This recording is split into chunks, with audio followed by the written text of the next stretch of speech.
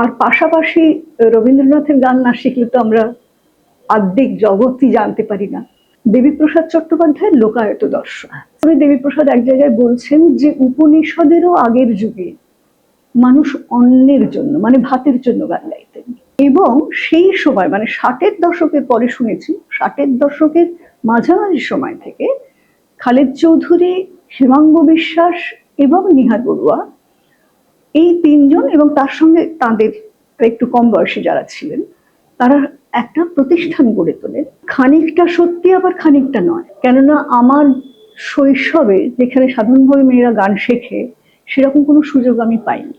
ধরুন আমরা বিজন ভট্টাচার্যের নাটক দেখছি, আমরা জ্যোতিরিন্দ্র মৈত্রের একটা প্রোগ্রাম দেখছি যেখানে সুচিত্রা মিত্র নবজীবনের গান গাইছেন, বাহি যাইছেন ধারেতে ধারেতে বাহি যাইছেন ধারেতে ধারেতে। এই আমি প্রথম একটা জগতের সন্ধান পেলাম। মেয়েদের তো পুজো করার অধিকার কেড়ে নেওয়া হয়েছে পরবর্তীকালে।